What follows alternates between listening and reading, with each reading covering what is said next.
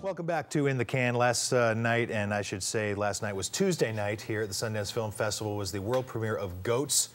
The title is self-explanatory. Director Christopher Neal is with us. How you doing? I'm very well, thank you. So you're just fresh off of that premiere at the Eccles, big crowd. What did you think? It was amazing. I mean, I was nervous as any first-time director, first-timer with the film at Sundance.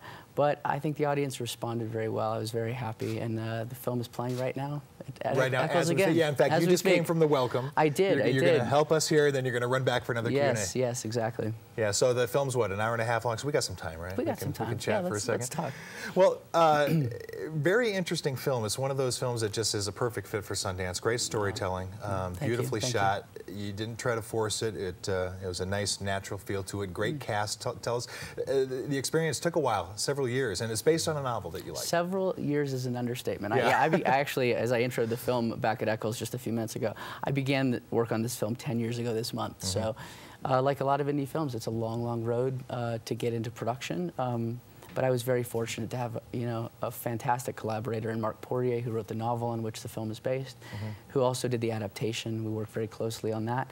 And then the script just became a magnet for this amazing cast, and they all shine, especially, Graham Phillips, who's my young lead, who's kind of, this is his first film. He just busted something down in this. He really did. He really did, yeah.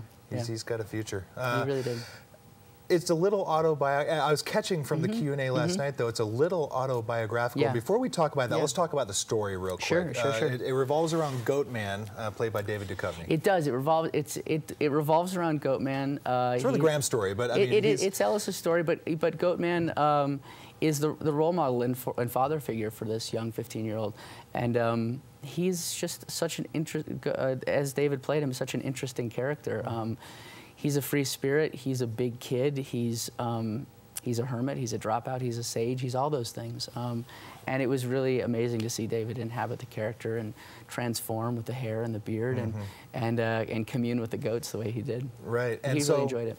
And so Ellis, played by Graham, young man. His mother is kind of a very interesting, childlike character too. Yeah, she's going through some pain of her own, but you can see the disconnect there. He really doesn't have an adult that he can rely on. His father is other side of the country, that kind of thing. Yeah, he's essentially the adult he has to rely on. Yeah. So how is this autobiographical? Talk about that a little bit. I won't get into too much detail. Are you Goatman or are you Ellis? I'm much closer to Ellis. Okay. I grew up on a goat farm until I was 13 years old. Really? So there's really goats in your past? Yes. If you flip through my childhood photo album, you'd see me in the goat pen a lot. Your album. So I grew up on a goat farm. My mom was very much involved in the New Age scene in Northern California in the 1970s.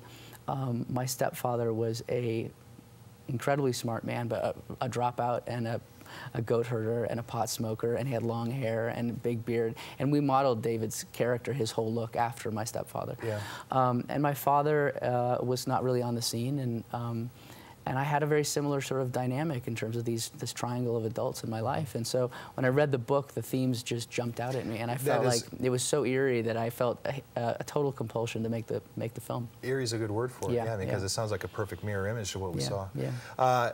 So it would be easy to kind of term this as a coming-of-age film. I mean, the young man, he goes to school, he meets friends, he meets a girl, all of these different things. Yet every one of these characters, it played brilliantly, by the way. It's a fantastic cast, but every one of these characters kind of on their own journey and all tied in together somehow. So it's kind of a very multi-dimensional story. It's one of the things I loved about the novel, and one of the things that we really tried to make sure that we retained in the script, and I'm glad that you felt that way about the film, is that there's, all the characters, however disparate, are really kind of interlocked emotionally, circumstances in terms of circumstantially, and also there's like a real cause and effect in terms of what they're doing to one another, and the repercussions that what people do and don't do, and what they say and what they don't say, and how they're there for one another, not there for one another. So yeah, and the actors brought it all to life. So it was really amazing to see last night. All right, well, let's take a look. I know you brought a clip, so let's take a sneak peek at Goats.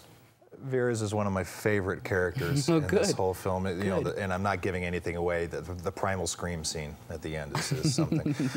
How you close? Gave it away. Yeah, well, I didn't give the context away, and there were no goats involved in the primal screaming. But how close was this character to your own To my own mother? Yeah, I mean, and how did you, I mean, was it kind of a cross between the book version and your version? Yeah, you know, I mean, it's really Wendy is Wendy from the book.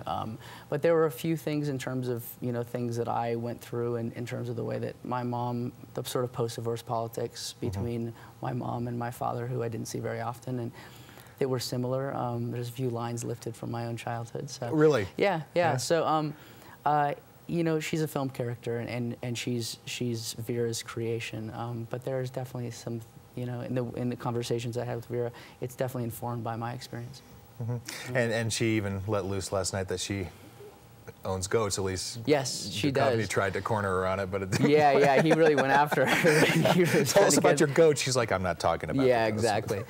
She wasn't going there, but yes, she does have goats, and she appreciated the story for that. Let's talk about the goats for a second, because there are two goats that I. Yes, we have Lance and Frida. Yeah, and they actually have names. And I'll be honest, and I don't know how long it took for you to capture this, but Lance in particular was a character. He really is a character. I mean, how could you not be a character with horns like that, riding in the back of a Volkswagen Jetta? Yeah.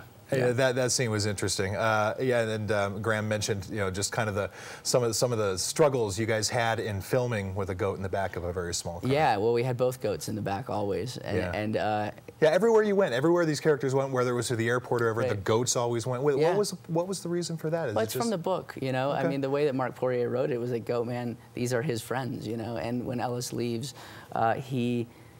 he doesn't have any other friends, so he spends all his time with his goats. You know, it's a love-hate relationship for sure. Well, and it's a great relationship. It starts out very nicely because one of the things that David's character does is Goatman takes a lot of walks. He's a trekker. He's a bit of a spiritualist, a shaman, all of these different things where he's trying to find the mysteries of life by just, you know, the walkabout. He wanders, and he takes the goats with him everywhere he goes. And so these goats really do act as a great symbol of the journey that every single one of these characters is taking. I think so. I think they do. Yeah, and they're, you know, they were an anchor to the story when in novel form, and they're an anchor to the film.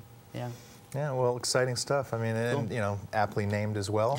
You've got a screening to take care of today. Are you going to be here? You're leaving tomorrow, you mentioned? I leave tomorrow. I'm very honored that the film's in Sundance, but I'm also very honored that they've chosen it as part of Sundance USA, which this is the first year of that particular program where they fly 9 filmmakers and their films across the country to where the film was either made or where it's kind of set in the area that it honors. And I'm very fortunate to be able to play the film in Tucson tomorrow night. Which is their principal location for a lot of what we're seeing. Yeah. So it's a love letter to that part of the country, and it's I'm excited to sort of give back to Tucson that way. All right. Well, good luck with the film. Cool. Thank you very much. Had a great reaction last night. Thanks. I know it will all week here at Sundance. Christopher Neal, first-time director. Yes. We're going to see you again. And we'll be seeing you again right after this. Stay tuned in the can.